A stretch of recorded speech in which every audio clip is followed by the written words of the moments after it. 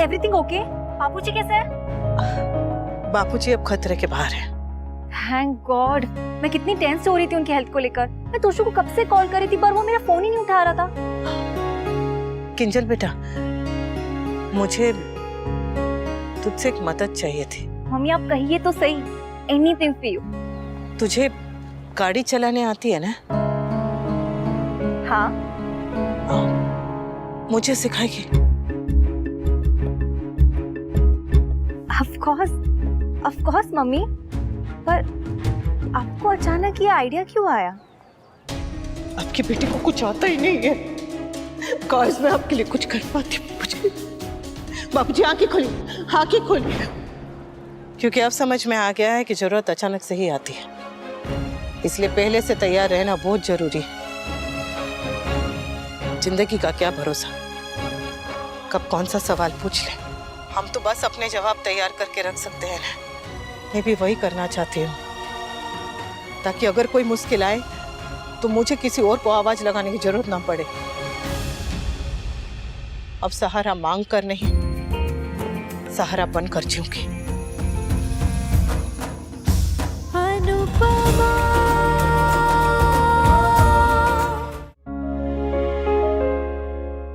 तुम दोनों की चाय यहाँ रख रही हूँ। स्वीटी को मैंने सुला दिया। ये प्ले मेज पे रखे हैं, तुम दोनों खा के सोने की कोशिश करना हो।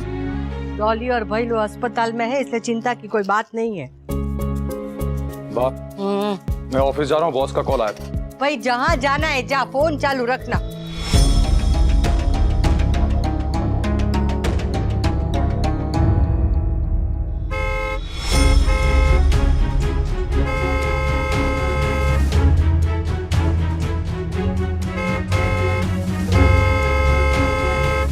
ये तो किंजल है। किंजल यहाँ आई है? मम्मी चलिए, कम ऑन, जल्दी, आई एम वेटिंग। ये किंजल तुम्हें बुला रही है। मम्मी आप उसके साथ कहाँ जा रही हैं?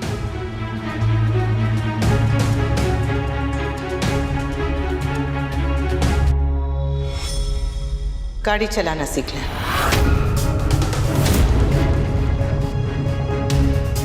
Wow, that's so cool! Yes!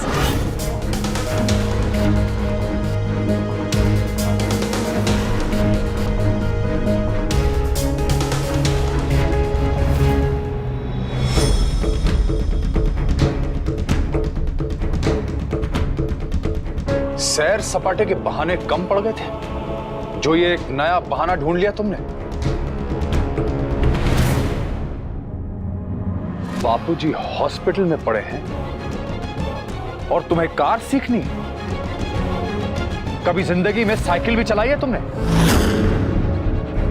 ओह, मैं तो भूल ही गया था, तुम्हारे मायके की तो साइकिल की भी औकात नहीं है।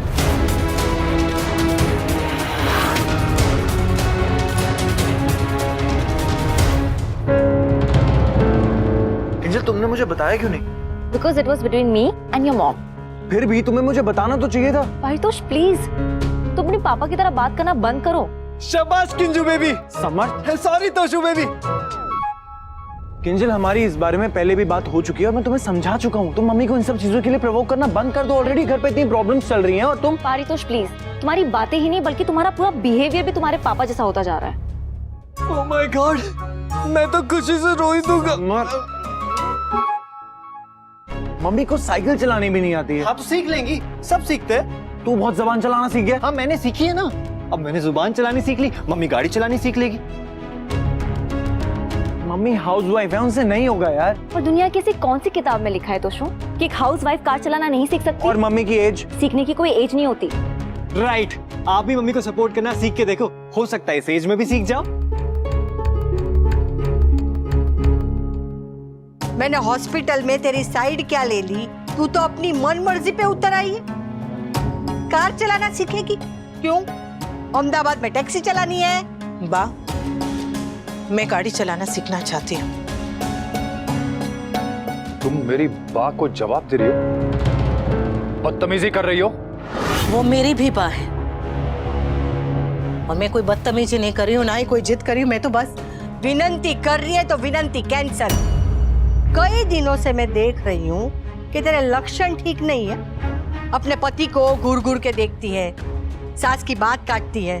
हो क्या गया है? अगर झगड़ा हुआ है तो भी ये तेरा पति है, इसके प्रति तेरी कोई जिम्मेदारी है। कार चलाना सीखेगी। अरे पहले अपनी गृहस्थी को तो ठीक से चला ले तो बस। और जब तेरा पति मना कर रहा है कार सीखने के लिए तो क्यों सीख रही है? ड्राइवर की नौकरी लगी है? नहीं ना? हाँ, ये कार के चक्कर में अपने संसार को ना तू बेकार कर रही है। 25 साल से तो तू ठीक चल रही थी। जिस उम्र में बिगड़ना था तब तो तू गाय बनी थी, और अब सींग मारना सीख गई है। अरे पति पत्नी को प्रेम करता है और पत्नी पति को सम्मान देती है, तो तू मेरे बेटे को सम्मान क्यों नहीं दे रही है?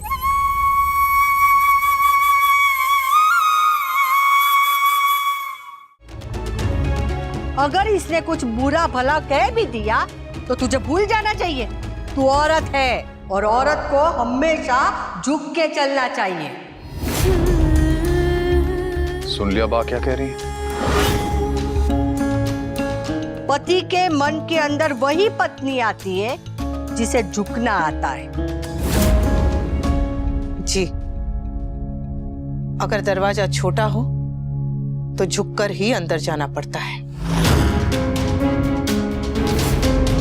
तू अब भी मेरे बेटे को ताने मार रही है? क्या बापूजी हॉस्पिटल में, दिवाली सर पे है और तुझे ड्राइवर बनना है? बापूजी का ध्यान रखने में, घर का काम करने में ना मैंने कभी कोई कमी की है बा, और ना ही कभी करूंगी। हाँ पर बा, जाने दीजिए इसे। बाहर की बहुत हवा लग गई है इसे। एक दिन में लौट के अपने किचन में थेपले बेलते हुए मिलेगी।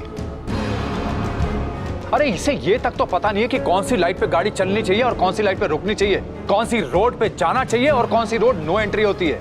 चिंता मत कीजिए, नो एंट्री वाले रास्तों पे चलने का काम दूसरों का है, मेरा नहीं। आज तक ना मैंने कोई गलत रास्ता लिया है और ना ही कभी लूंगी। तुम्हें पता है गाड़ी चलाने के लिए लाइसेंस की जरूरत होती है तुम्हारे पास?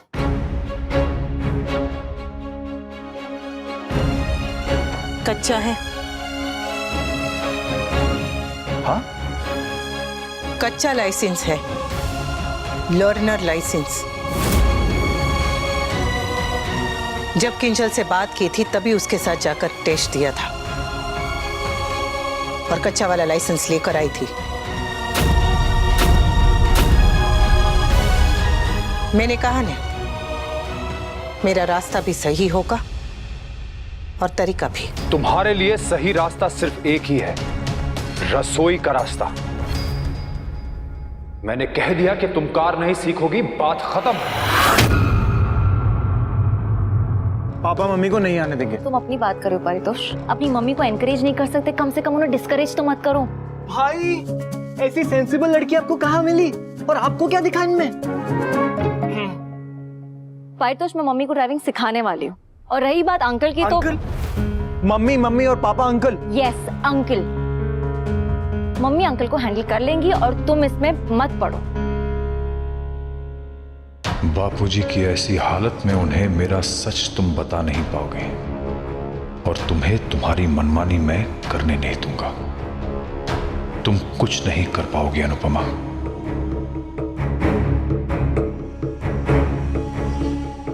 बापूजी के लिए दिवाली की तैयारियां शुरू करो। मैं जो कर रही हूं बापूजी के लिए कर रही हूं।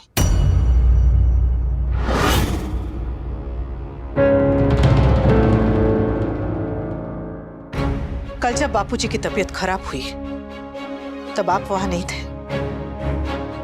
ना ही तोसू था, ना ही समर और ना ही मामा जी।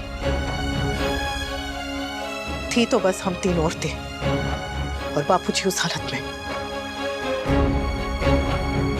और हमें से किसी को गाड़ी चलाने नहीं आती थी। सवाल बापूजी की जिंदगी का था और हमारे पास कोई जवाब था ही नहीं। मैं रो रही थी, सोच रही थी कि भगवान कभी किसी को इतना लाचार ना बनाए। फिर ख्याल आया कि भगवान तो किसी को लाचार नहीं बनाते, हम तो अपने आप को लाचार बनाते हैं माँ। मुसीबत आने से पहले ये नहीं देखती कि घर में कोई मर्द है या नहीं, किसी को गाड़ी चलाने आती है या नहीं, वो तो कभी भी आ जाती है। और जो मेहमान कभी भी आ जाए उसके लिए तैयार रहना पड़ता है ना बा। तो मैं भी अपने आप को तैयार कर रही हूँ, ताकि भगवान ना करे ऐसी मुसीबत फिर से आ जाए तो हमें किसी और का मुंह देखना ना पड़े मदद के लिए। अनुपमा, बा ये यहाँ नहीं थे, पर आप तो थी। आप अच्छी तरह से जानती हैं कि उन पलों में हम पर क्या बीती। ये रोक रहे हैं समझ में आता है, पर आप क्यों रोक रही हैं बा?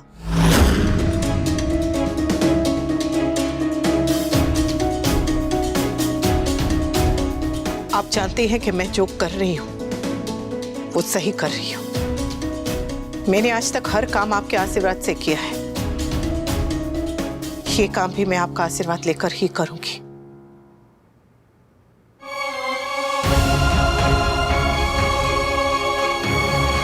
मैं जा रही हूं बा।